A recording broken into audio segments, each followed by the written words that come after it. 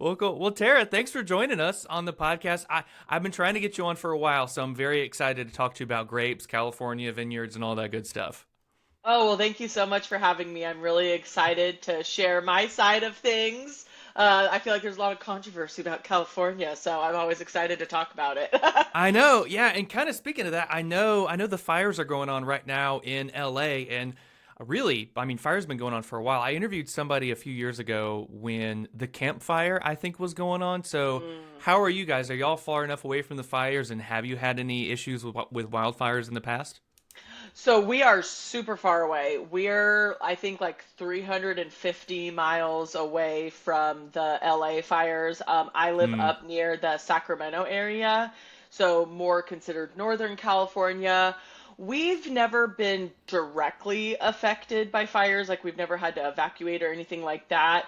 But back when the Paradise fires were happening, which I can't even remember what year that was off the top of my head, but like we would get a lot of smoke. Oh, So I definitely remember just like going to the farm and it being like smoke filled skies and like the sun is just like red.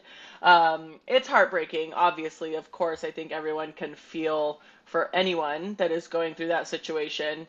And it obviously brings up like a lot of controversy and politics and all that. And I don't really like to get into all that because I know that just like not one thing is going to fix the yeah. problem. I'm just heartbroken for the people that have lost their homes.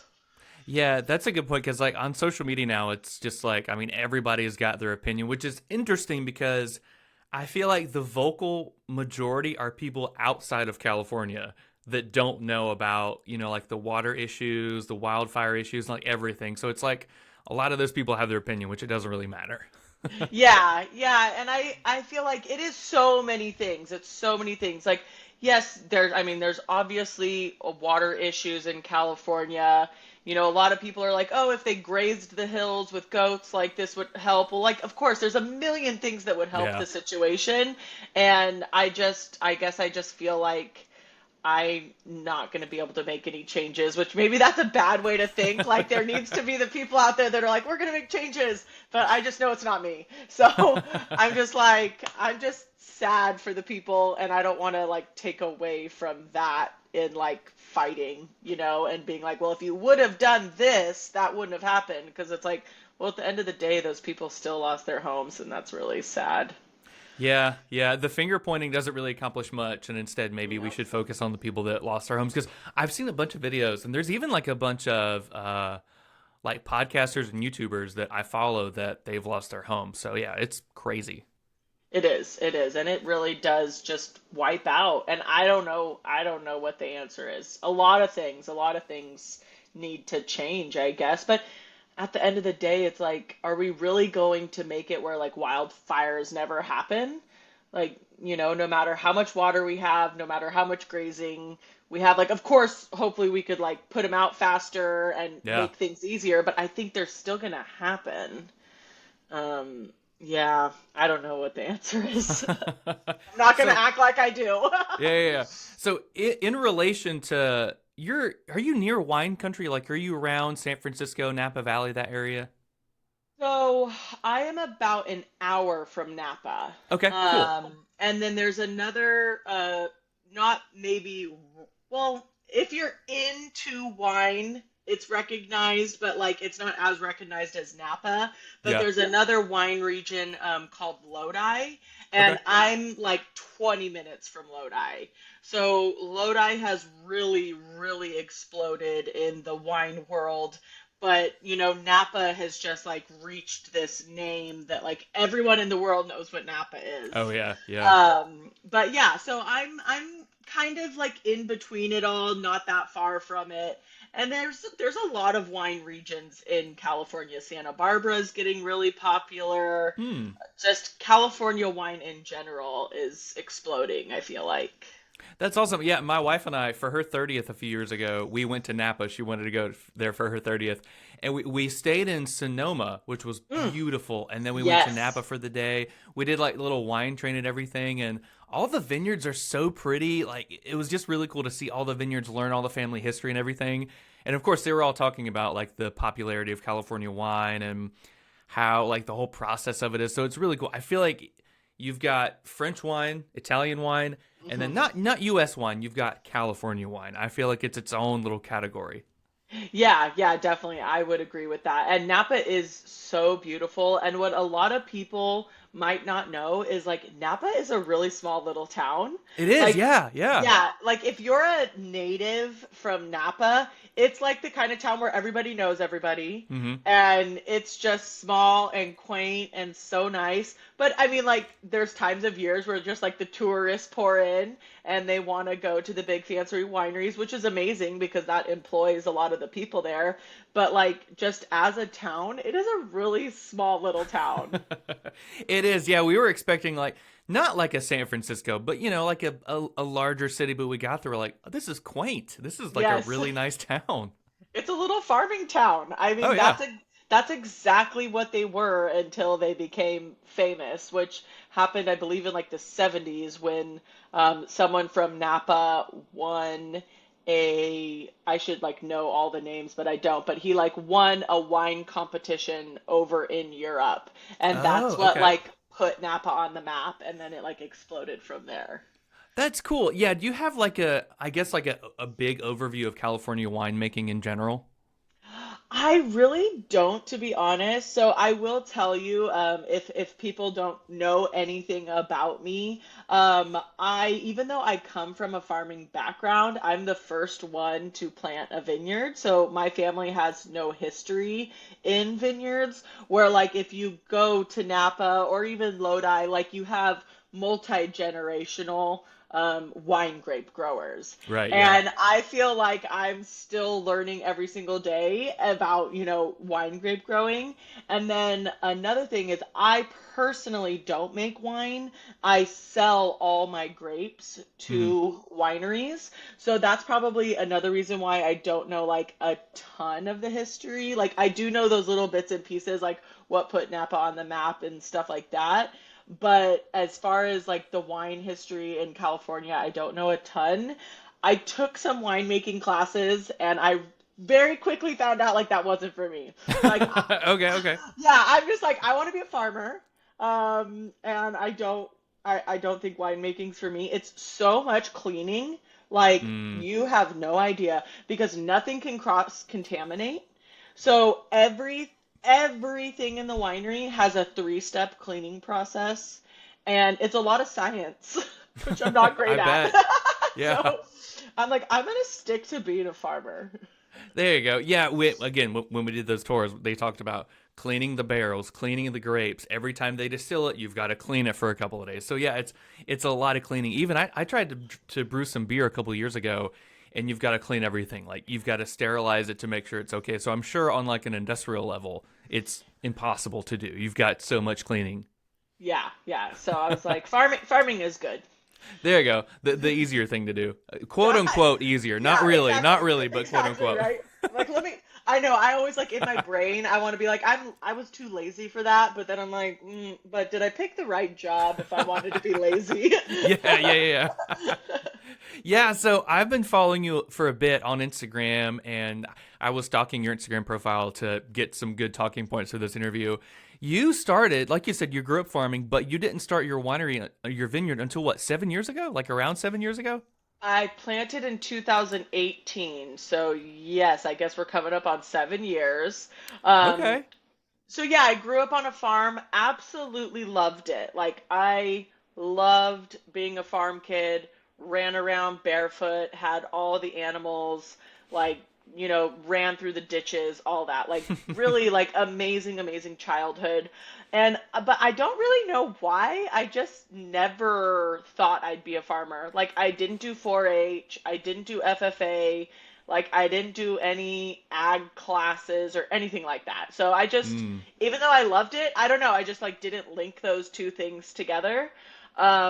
Went off to college, was like, I have no idea what I want to do with my life, dropped out of college, thought I wanted to work with kids, so I ended up being a nanny. Absolutely loved being a nanny. I worked for like the most amazing family. It just was like a dream. I had a dream nanny job. But I Nice. guess like Yeah, I got really lucky because I still talk to them to this day, and it's been over 10 years now since I've worked for them. Um, but I don't know, like while I was a nanny, I just kept getting this itch of being like, is this what I'm going to do for the rest of my life? Mm, Like what do I want to do with my life? I still, even though I loved my job, I was still kind of like trying to figure that out. yeah. Because gosh, I would have been like 23 or so at this time. It's like, how are we supposed to know what we want to do with our life at 18 years old, Right? Yeah, I feel like nobody does. And if they say they do, Nobody. they're making it up. Yeah, or they just like just stick with it and they're not really Yeah. sure that that's what they want to do. But that's not me. I'm a wanderer. I don't stick with nothing. um, but so yeah, so I just kind of was getting that itch and I just was like, you know what? I think I'm gonna go back to the farm. It's calling me back every time I went home to visit. I just like felt this pull and I was like, why am I not here? Like this is what I really love. So I discussed it with my parents. They were probably like, "Oh God, like okay, if this is what you want." So yeah, quit my nanny job, moved back to the farm in 2015. Started farming with my dad. Like I said, he does corn and alfalfa, Mm, and then okay. also does land leveling. I don't know if that's popular everywhere, but like it's really important here to like make sure you have proper drainage and stuff like that in your fields. So Hmm. basically, we would like plant corn, in April, and then like once the corn was good to go, we would do land leveling for customers like all summer until we were ready to harvest corn in the fall and then kind of take care of the alfalfa in the middle.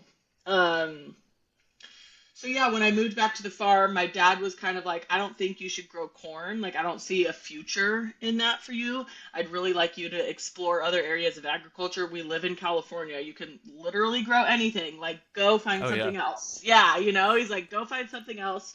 So I actually went through this amazing program called California Farm Academy, Mm. and it was like 7 months long, I want to say.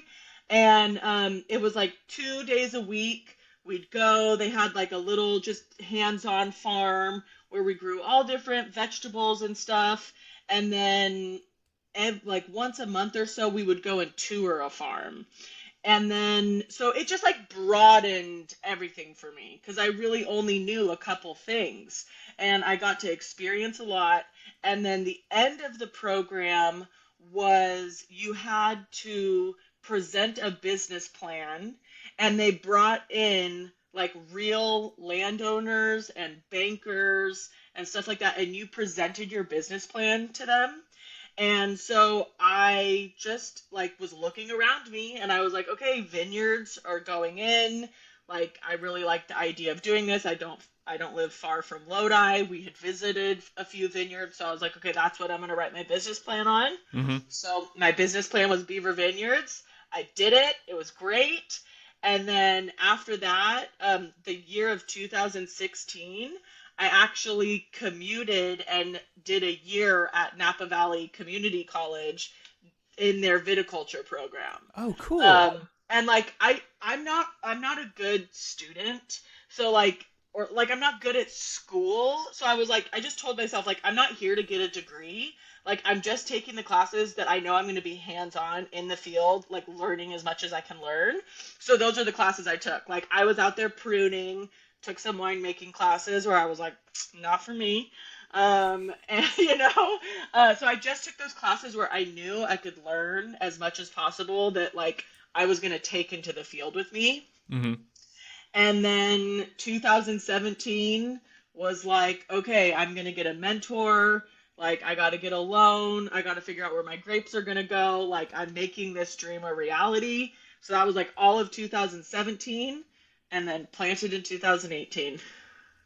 That's awesome. That's a lot. Holy cow. So that's I kind of bet. the birth of it.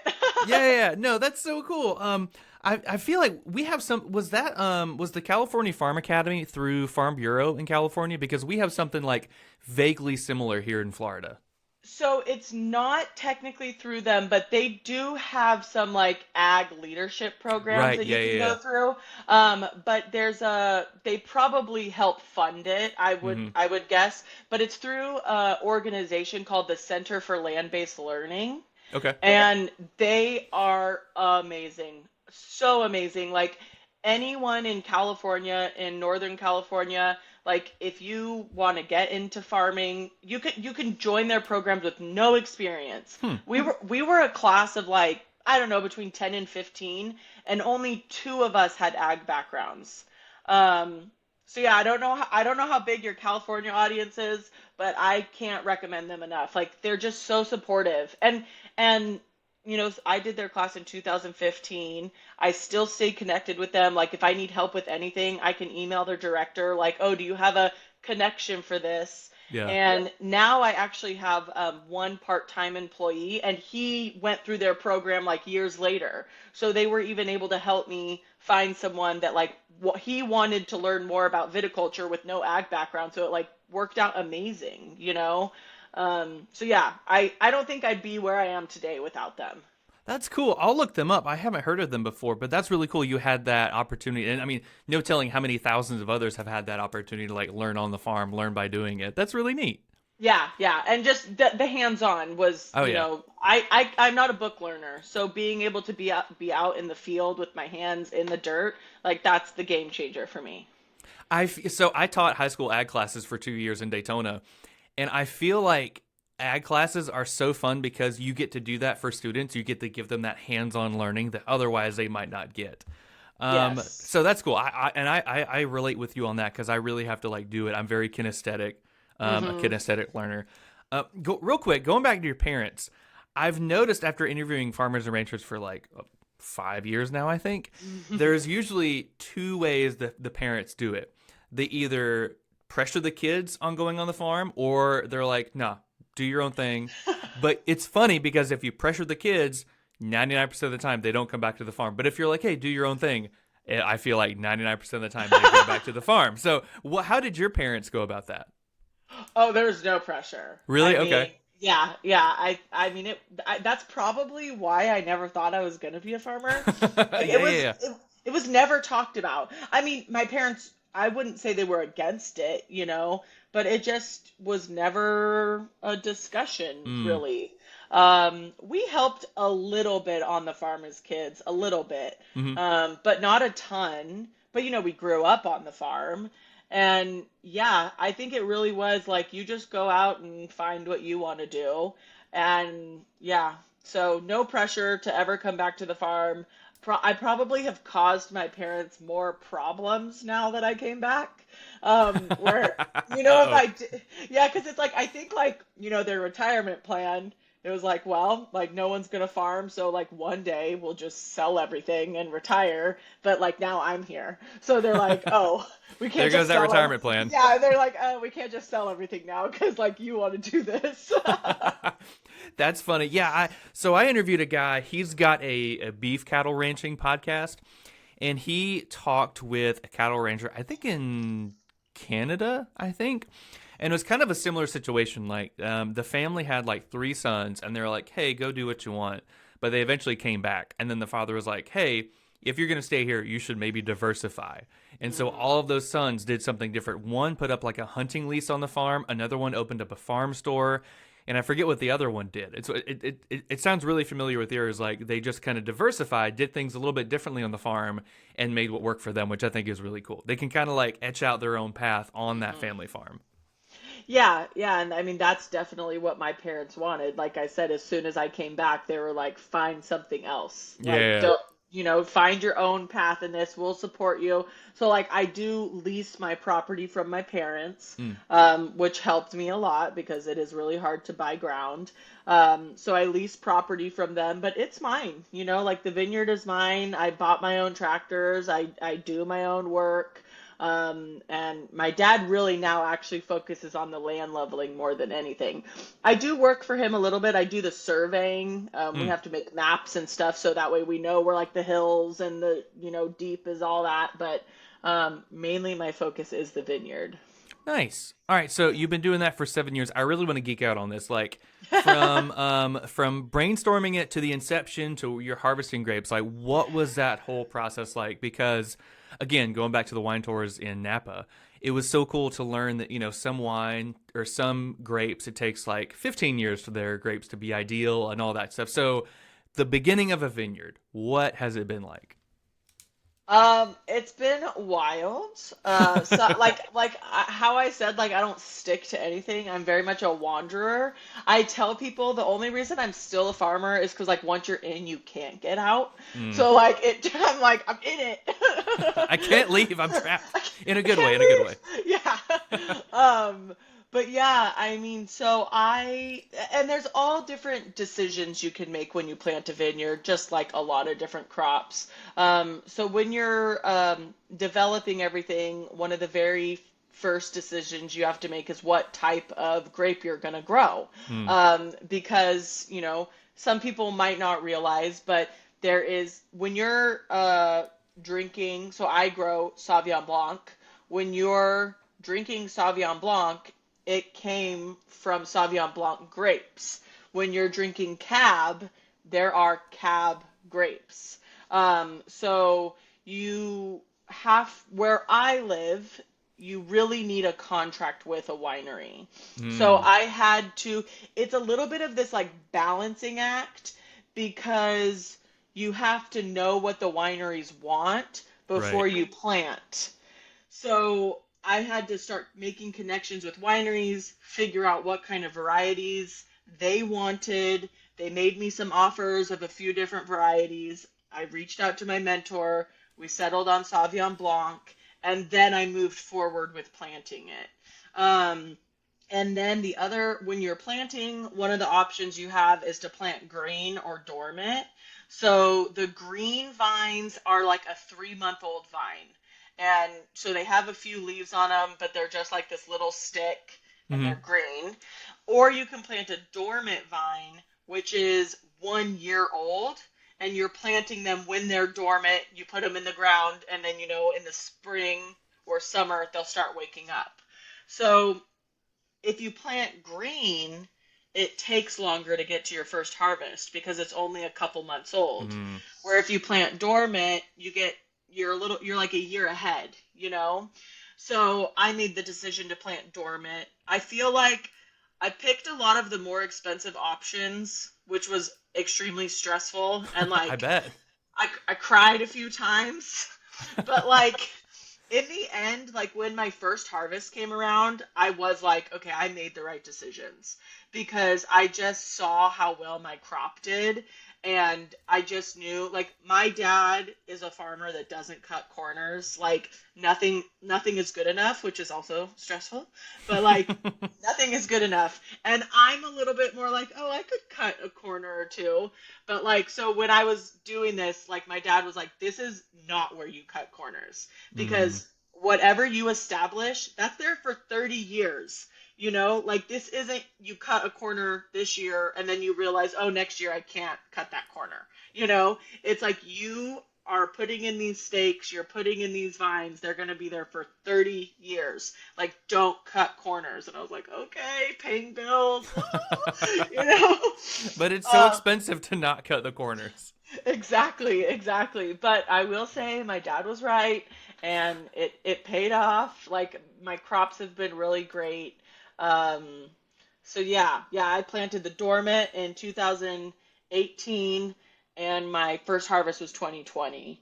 And that's a long, long time to I not bet it have is. any income. You're just like hemorrhaging money and you're just like praying that they'll grow. But they did. That's why I'm saying like I made the right decisions. I had a great harvest, a great first harvest, and it's been really great ever since. I feel like I'm so lucky. I'm so lucky to have a good crop and push through every year. Oh yeah, like I mean, if you don't mind me asking, like while you're waiting to get that first crop in, like what are you doing? Like, are you? I mean, I imagine you're doing more stuff with your dad, trying to get some profit that way. Like, how are you balancing that?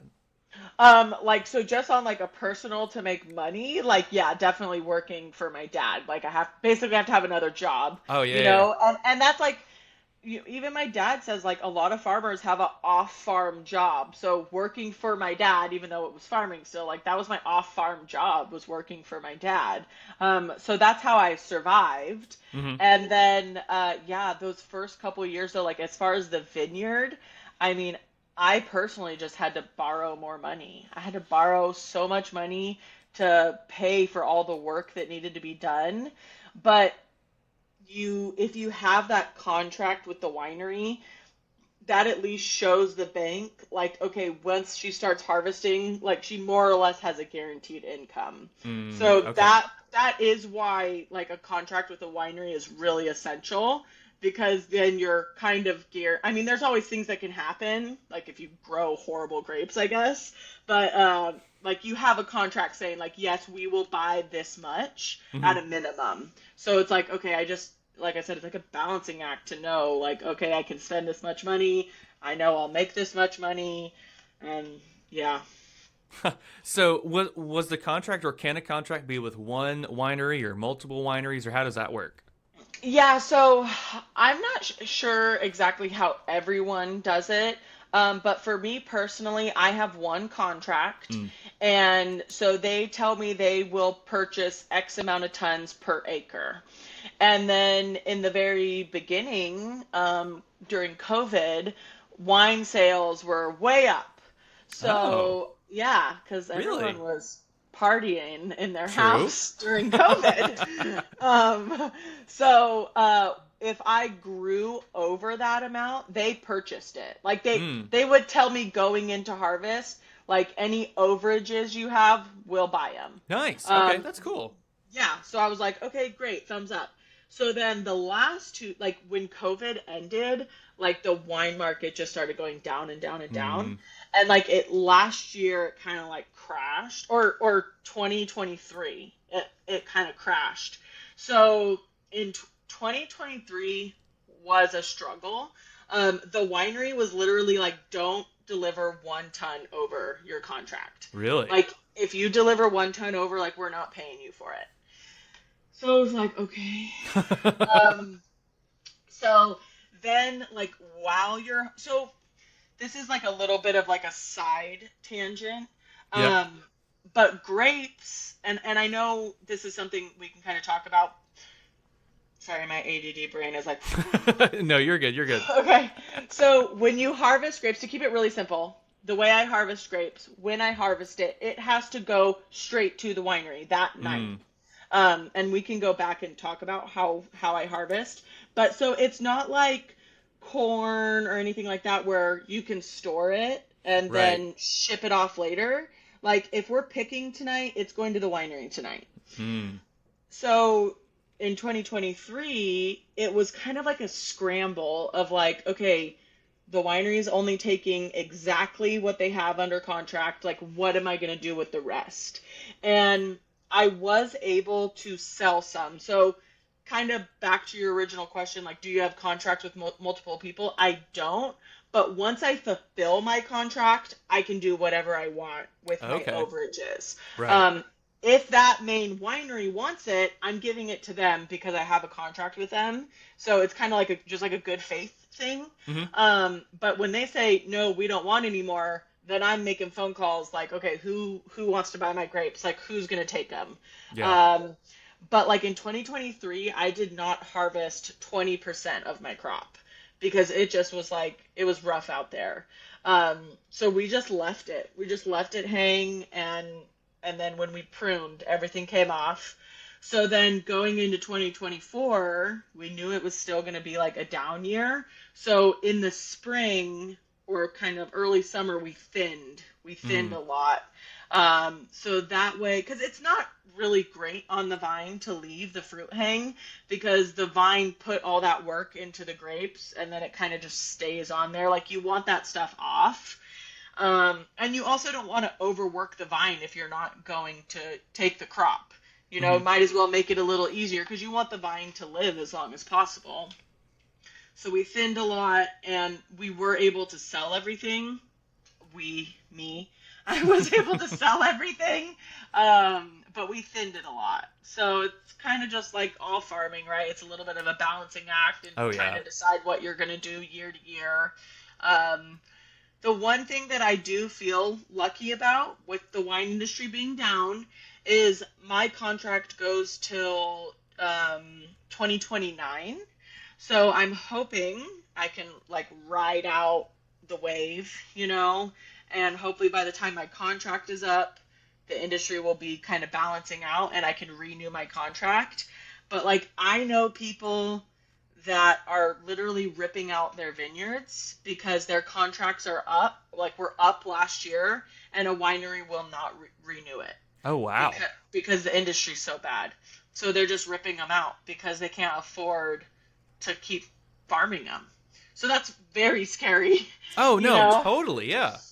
Yeah, so we'll see what happens in a few more years, but hopefully it'll all be okay. That's wild. Okay, this might be a stupid question from somebody in growing grapes. Like if you have an overage, you obviously could you not like I'm assuming eating grapes and wine grapes are very different. So that's not something you could just Yes. easily convert and sell to like a farmer's market or something for people to eat the grapes. So yeah, so wine grape, you can eat wine grapes. Hmm. Some people don't realize that, but the difference is a table grape. They're like what that big, Oh and yeah. typically don't have seeds, right? Wine grapes are maybe the size of a marble, and they have Oh. two seeds. Oh, So okay. they're really a pain to eat. But they taste good. They do taste good. They're sweet. That's what winemakers do. Like winemakers go out into the vineyards when they're getting close to harvest and they eat the grapes to see like, oh, is this the flavor I'm looking for in my wine? Hmm. So totally edible, totally fine, not very fun to eat. Um, so yeah, I mean, maybe you could find someone that would come out and pick some to eat or make juice or make like wine in their garage. But then it's like, how many people do you want to deal with? Yeah, that's And true. so it's kind of like, you have to kind of pick your battles in a way. Um, One thing I really wanted to do, but it never worked out, and I feel like I will still keep pursuing this, is recently I've seen a lot of non-alcoholic wines. Well, not a Hmm. lot. I shouldn't exaggerate. I've seen a few. I've seen a few non-alcoholic wines come out, and I would like to donate some grapes. I'm just like, because I feel like the people, like, not these big, huge companies, but I've seen some, like, women that are experimenting with creating non alcoholic wine labels. And I've tried to get in contact with some of them and just not had good luck. And I'm just like, I'd be so interested in trying to donate some grapes for them to try Sauvignon Blanc because, like, there's non alcoholic beer, it's a thing. I Oh think yeah.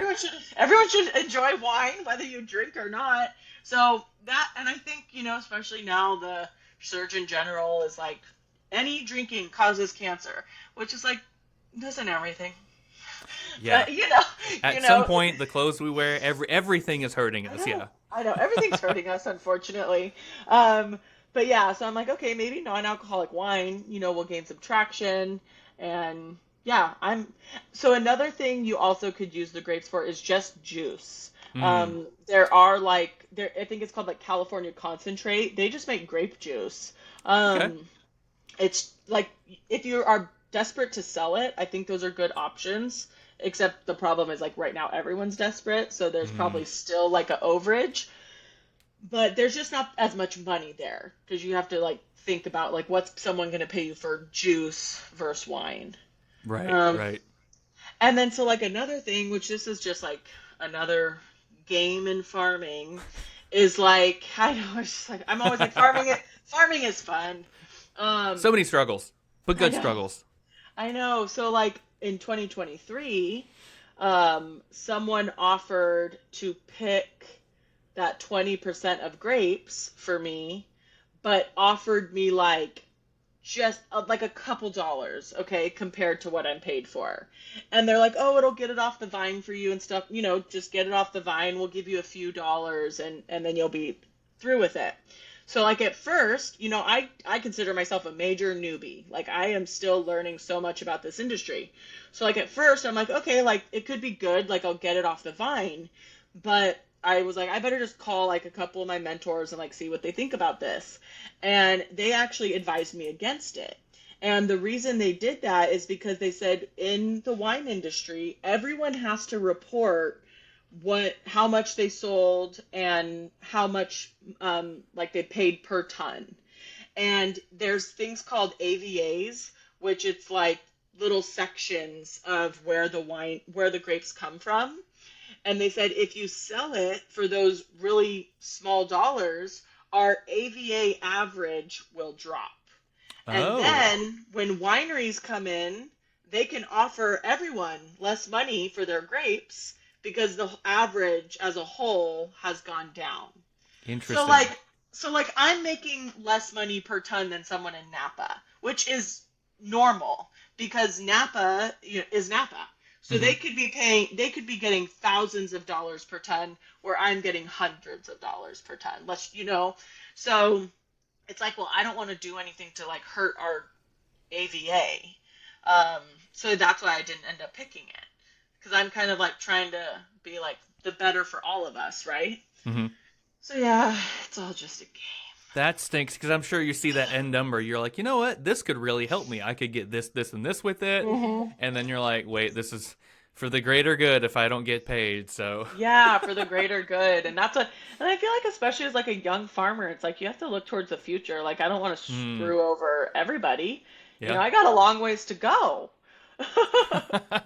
It's a team sport. Yeah. So what was it like getting the wine you work with? Is it what is it? Boger Winery? Okay, so Boger Winery. So I sell the majority of my grapes to a very large company, Okay, okay. which I kind of had to do as like a newbie. Like, nobody knows me. Nobody knows how I'm going to grow my grapes. You have to think I signed my contract in 2017. Before there's no grapes even in the ground. I have nothing to show. Yeah, yeah, yeah. So I signed my contract with a massive, massive winery. But in 2023, the year that where they were like, don't deliver 1 ton over, and I'm like, okay, who am I gonna sell any extra grapes to? So Boger Winery is an amazing, amazing family-owned winery in Apple Hill, which is in Placerville, California, but it's kind of this ag area that everyone calls Apple Hill. Hmm. And we connected with each other through social media. And it's a whole family, but I've really become friends with this like husband and wife team. And when I very first planted my vines, they actually had me like come up to their winery and like I helped them harvest. It was my very first harvesting experience, and they hand pick, so that was like really fun. I mean, I already was working on a farm, so it's like I was able to like drive the tractors around and move the bins and all that, and it just was so great. So I've just stayed connected with them through the years. So when I had extra grapes, I'm like calling everybody I know, and they said, "Yeah, let us take a few ton." And like we've never worked with grapes in the Delta. That's where I live, the Sacramento River Delta. They're like, "We've never worked with grapes in the Delta. Like, we'd love to take a few tons and just see what happens?" So that was in 2023. My grapes, he did say like the process of making them into wine, which I don't know that much about. Hmm. He said it was so different than what he was used to, um, which was really interesting to me. And so he did kind of like struggle with it to kind of like get the right flavors and like what he wanted because he was so used to a different climate. And what they ended up doing was making these little tiny bottles. They're personal sized. Oh, that's And cool. yeah, and it is sparkling Sauvignon Blanc, which is basically 100% my grapes. So that's what is really exciting, is because when in the past, when people say, how can they support me? Where can they buy my wine? I have to give the spiel that I don't make wine.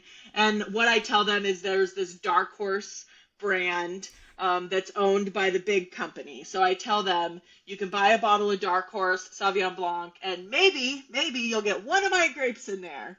Like that's what I've always told people. And it's true. It's true. That's where I'm told my grapes go. But they go into, a million gallons and, they get all mixed up.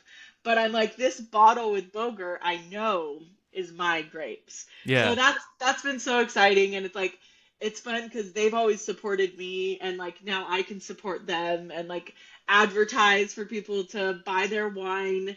And then their large bottle of Sauvignon Blanc has 15% of my grapes. Okay. And one of the laws with labeling wine is wherever a bottle says it's from, it has to have 75% of their grapes from there. So you'll see on the little tiny bottle, it says Clarksburg. And I don't live in Clarksburg, but that's my AVA. Mm-hmm. So it says Clarksburg. Their big bottle, like normal sized bottle of Sauvignon Blanc, it says Placerville, or it might say El Dorado Hills or something, but it's their location. So the max amount of my grapes that could go into the bottle is 15%. Gotcha. Okay. Because it's 85% is how much they have to have of their own grapes. Okay. So that's why it's if they were to add any more than 15%, they have to change like the location. They might have had to switch it to just say California or something like that. So it's the same with Napa. If a bottle says Napa on it, it has to have at least have 85% of their grapes from Napa. Interesting. I didn't know that, but that's so cool working with Boger. I mean, I feel like you've got a good following online and they want to support you. And not only do they get to support you, they also get to support a smaller winery like Boger. So that's really cool. So it's like a win-win, really. That's really cool. Yes. And like I'm so happy because like I said, like Boger has just always been super supportive of me, and they're a wonderful family. So yeah, it's been fun, and I hope I can continue working with them, in the future, try to get more wine out there with them, and yeah, it's great. Have you seen like kind of a rise in people on social media that maybe they're following a farmer and they're like, hey, I want to support you. Send me the direction where your products are. Like, I feel like, I don't know. So many industries are different. Like a beef rancher, you can sell direct, but wine grapes, you can't really sell direct unless you're doing your own winery. Kind of the same thing with fruit and vegetables, but slowly I feel like it's becoming just a little bit easier. Because, like, maybe you can say, hey, go to Boger Winery or go to all these other places. So do you think it's kind of gotten a little bit easier for people to support farmers like yourself? Yeah, I mean, I definitely have felt that kind of like love since the beginning. I feel like people were always asking me, like, where can I buy your wine? How can I support you? What can I do? I mean, I feel like my following has always been so wonderful and supportive of me in that way. And that's why I said I used to always tell people like go buy Dark Horse Sauvignon Blanc. Like that's the closest thing I can tell you to buy that would support me. But yeah, now with Boger, it's like it's a very direct thing. Oh yeah. And what was really awesome was Boger has a tasting room, and originally they were only going to sell my bottle in their tasting room. And then once I started sharing it on social media, people from all over wanted it. And they're like, okay, we have to figure out how to sell this online, like, so your followers can buy it. So like, because it's really hard to ship a small little bottle. So oh yeah. Mm-hmm. They did make it where I think you have to buy a minimum of 6 because of their shipping logistics. But they're like, okay, it's up online now. Like anyone can buy it. Like we will ship it. We will make this work. And I'm like, yes, so definitely, and then like there was a small, I technically still make merch, but like I don't really push it. But yeah, there was a small time where I was trying to make merch and stuff because it was like, okay, this could be like a way people can support me. And they definitely did. Like it was wonderful. So I love that people are following so many of us in the ag community that create content and want to know how they can support us.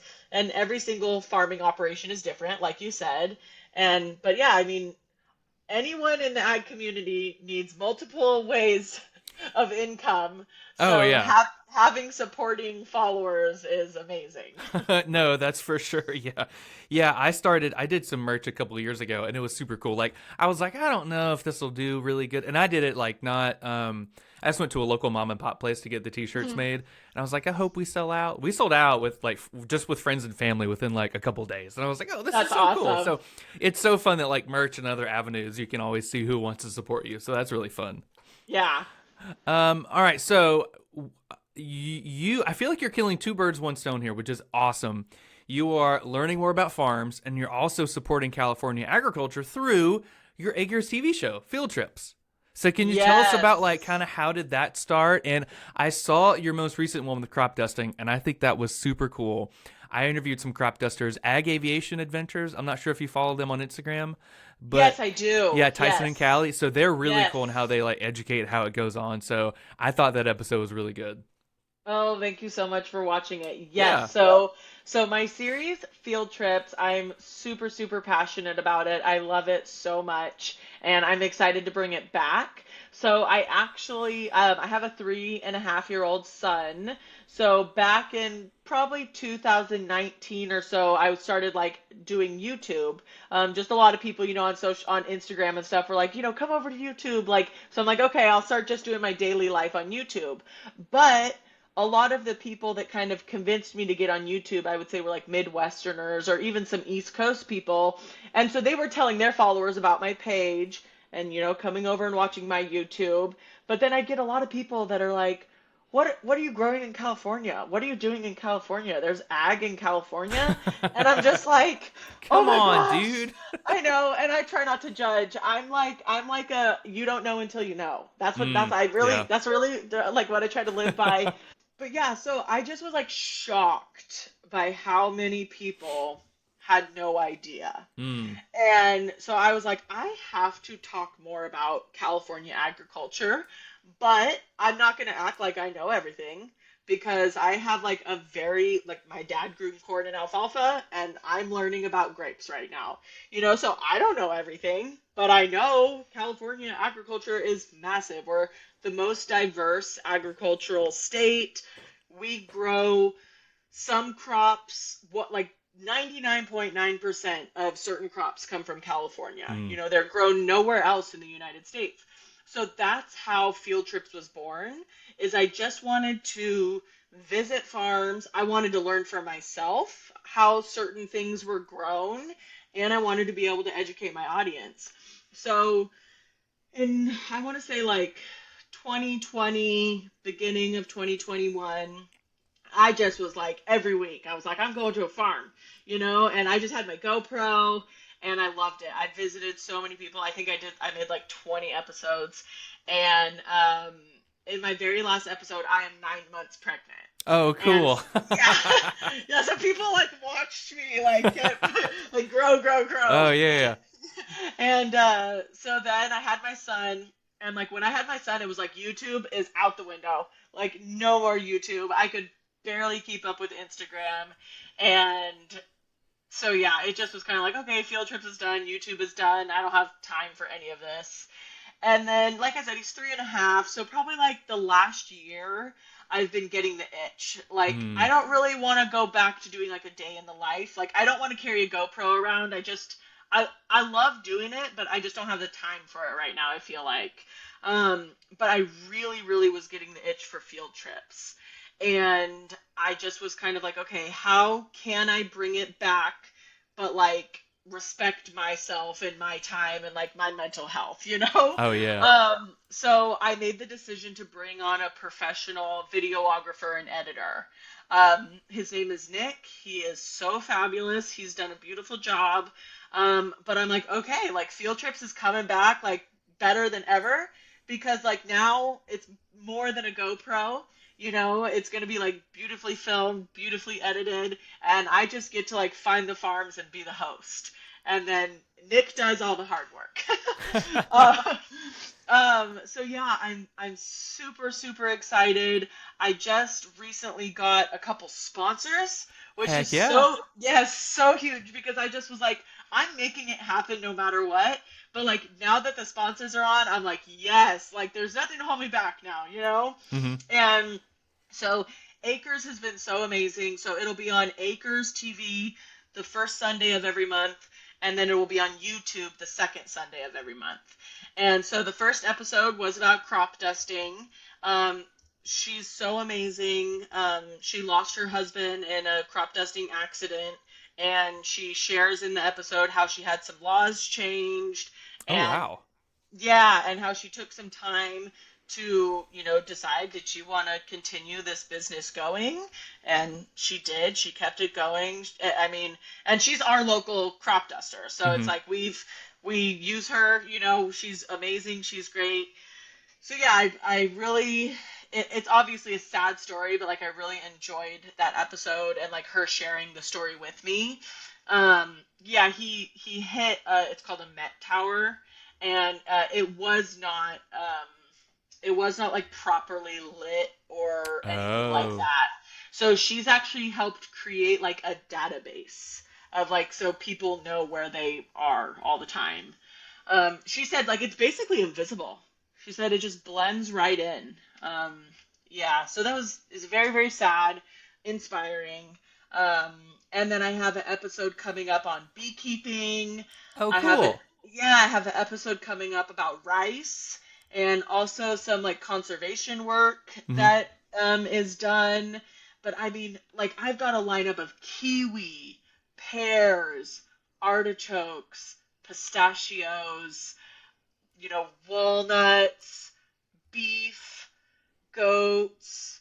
I want to do a couple that I haven't like booked yet, but that I want to do is I want to meet with a PCA. I did not realize this. Not all states use PCAs, which is a Really? pest control advisor. Do you guys use those? I'm not. I think so. I'm not certain. I'll have to look into that though. Okay. So or there also some people also have agronomists, but like we can't just go and pick up like any chemicals we want to spray. Hmm. We have to go through a pest control advisor who tells us like exactly which chemical. I mean, we can like discuss it with them, Oh yeah, yeah. but like they tell us exactly which chemicals to use and how much to put on per acre. I just learned recently that not every state has that. I just assumed everybody had that. Interesting. Yeah, so I want to do an episode on that, and then I also really want to do an episode about composting because I Ooh, feel that'd be like a good that's one. That'd be that's a really good getting, one. really popular and stuff. So it's just so much. It's like never ending in California what we could talk about. Oh yeah. So have you done one on chickens? I have a chicken one lined up. Who is it? Honest Fish Farms. Okay, okay. I interviewed Big Bluff Ranch. I think they're in Southern California. They're like a really big regenerative chicken farm. Okay, I'll have to look them up. I will say because we're up in Northern California, Yeah, I haven't booked anything way down south. gotcha. But I will. Especially now with sponsors, I'm like I can make anything Oh happen. yeah, yeah, yeah. That's You awesome. know? That's so cool. You got sponsors. Yeah, That's really but cool. yeah, thank you. But before I was like, I think we need to stay in like a 3 hour radius. Yeah. Which is still so much ag. But I mean, I definitely think in the future, I told my videographer, I was like, we're gonna have to do like a week trip to Southern California where we Mm. just like hit a farm every day. Oh yeah. Just have them lined up. Because there's another one down south that I really want to do that's Carhart Vineyards. Ooh. And I do a lot with Carhart. I'm wearing, you can't really see it, Right. but Yeah, I'm yeah, wearing, yeah. yeah. So I work a lot with Carhartt, and it's like a branch of the family. So it's not like they're Oh. not technically like owners of the clothing, but like I mean they wear all Carhartt too. It's just another branch of the family, and I'm just like, how cool would that be? To do Carhart Vineyards, and they're part of the Carhart family. So a Southern California trip will come. That's so fun. Yeah, so I do a couple of farm tours with our YouTube channel, and it's so fun because I'm here in Northwest Florida, so the Florida Panhandle. There's a lot we have like around 3 4 hours, but of course I want to go further south, like go up to Georgia, Alabama, but it gets expensive to. You It got to drive does. all the way or fly up there, then get a hotel. So I'm sure sponsors is helping out a whole lot. Yes, yes. Oh, and I'm gonna do avocados. Ooh, Those that's are a good really one. popular down south. Because when I first wanted to do avocados, I was like, what's the northest avocado farm I Yeah. could find? Because they're normally down kind of near Mexico. But yeah, I mean, like the opportunities are endless on different types of agricultural businesses, crops, any kind of companies. I'm going to do cotton. Ooh, I didn't even know cotton was grown in I didn't California. know that So, either. That's so cool. We've got see, a lot in this Florida. is That's neat. yeah, so I'm like, see, I'm learning too. That's why I said I don't judge anybody if you don't know, because it's like I don't know everything. So yeah, I just got a long list, and I'm so excited. That's so fun. I mean, California has got everything. And what's the super popular valley in California that's like super great land? Well, there's the Salinas Valley that Okay. is considered the salad bowl of the world. Oh. That's what their nickname is. So they have like lettuce, spinach, broccoli, artichokes, like cucumbers, like they really are salad bowl of the world. So that's Yeah. Salinas Valley, and then there's Kern County and Fresno County, tons of orchards. I don't know if Harris Ranch is considered Kern County or not, but there's Harris Ranch, which I think everyone knows, right? Hmm. So yeah, there's just like we call it the valley, like it's the valley, and yeah, they can grow anything, but like it gets to be like 120 degrees. Oh, no, thank you. That's I know. crazy. In California, 120? Whoo. Yeah, I'm gonna do pistachios, and we were scheduling it, and she's just like, I just want you to know it's probably gonna be like 115 degrees when you come, and I'm like, okay. You got Thank to you. mentally prepare for Yeah, that. but thank you for preparing me. Yeah, That's it gets awful. hot, man. I mean, is that close to like the Death Valley area of California? It's like right in the middle. Like it's Ah, just there's this okay. like middle section, and I guess there's not a lot of shade there. It's so weird. California, you've got Death Valley, and then a couple hours away, you've got the beautiful beaches, the cool, luscious, beautiful beaches. I know, and it that's like a whole nother thing about like people not understanding California Hmm. is like we actually have all the seasons. Yeah, oh Like, yeah, because I feel like people will be like, oh, I want to live in this state because we have all four seasons. In California, it's just summer or yeah. whatever. And I'm like, no, no.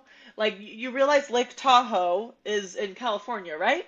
Like, where people travel from around the world to go snow skiing. Hmm. Like, and then it also go like I think it's funny because I call myself Northern California, but Sacramento is like there's actually like a pretty large chunk of California that's way more north than I am, Oh you yeah, know? you're getting close to Um Oregon. Yeah. yeah, yeah. I mean, obviously you go up to the Oregon border. I don't know if you follow Five Marys. No, Have you heard of Five Marys? Five Marys? Oh, you gotta No, follow her. I'll look She's them up. amazing. Okay. The mom's name is Mary. They have four daughters. All their names are Mary. Oh, are you serious? Oh my gosh, Five Marys. Yes, she's in Fort Jones, Okay. and I don't know how far they are from the Oregon border, but they're up there. They Yeah. probably like laugh when we say that we're Northern California because They're like, no, we're the real Northern California. they're like we're like 5 hours from you, and that's the thing is it's like to get from one end of California to the other. I don't know, is it 10 hours? It's so long, So we've got the southern coast, which is yeah, San Diego, LA. It's sunny year round. Then you've got, the Bay Area, Monterey Bay, a little bit north. Then, like, as you get more north, then you're basically in, like, the Pacific Northwest. Yeah, And then we've true. got Lake Tahoe, where it's, like, snowing, and the valley, where, yeah, it's, like, the desert. So we have it all. We've got it all. You've got all the crops and all the climates in California. Yeah. That's nice. Florida, it's just we just have beaches and forests, really. Beaches and forests are kind of all of our climates. And it's humid there, right? It's awful. It's really. I Yeah. will say It's though, not humid here. do what? It's not humid here. I'm jealous of that. I will say this year though has been, or not this year. This week has been wild. I'm in Panama City. There is literally snow outside my window. It snowed here for the first time in 32 years, I've and heard it's some been weird super fun. places. Yeah. I've heard some weird places, and I've definitely seen some reels where people are like measuring the snow, like so we don't have to go to school, and there's like one drop of snow on the ground. Oh You know, yeah, yeah. 'Cause, like I think they were gonna cancel schools and stuff because they thought it was gonna snow so much, and it's just like a dusting. Yeah. I saw there was this video that kind of went viral. It was over in Pensacola, which is like 2.5 hours west of here. they were salting the roads, but of course they don't have any salt trucks, so there were literally guys in the back of a truck just throwing salt out the back Oh of the my truck, and that's how they gosh. were salting the roads. I That's mean, so we don't funny. like. I mean, that's never really happened before. Well, except in like 1985, I think. But Yeah. it's been cool. We had a solid 5 inches, and it was cool. Our dog loved it. Whoa. It snowed Tuesday night, and there's still snow on the ground Friday morning, so it's been crazy. So Wow. Yeah, for that is once, Florida's a crazy. winter wonderland. For once. Yeah, we don't get snow here. I mean, I'm sure it's like the rare occurrence of snow, but no, it doesn't really come down this far. Okay, but still cold and not humid. That's not bad. Yeah, yeah. I like it. There you go. It can get a little hot sometimes, but other than that, it's pretty good. Not like 120 though, right? We last year did have like a week of over 110, Oof. and I feel like once you're over 110, it's like all the same. Really? Yeah. Yeah, Yeah, yeah. it's If it's just, 110 or 120, you're like, it's just hot. and then it's like the worst when it doesn't cool down at night because you just like never Yeah. get a break. Like it's like 80 at midnight, and you're like, it's not cool enough. Like, you're like, Yeah. I need it to get really cold. How do the vines fare with like the really extreme temperatures? I think the vines love the heat. I Really? mean, you want to give them enough water, obviously, so they don't like shrivel up. Mm-hmm. But and I will say it depends on the time of year. But like my canopy just grows huge. So you've got a huge canopy that's going, over like this, and all the grapes are down here. Mm-hmm. So they're shaded really well. And I think the heat and water helps raise the sugar content in the grapes, and that's what you want. So like one thing when you harvest grapes, it's called brix. It's Brix.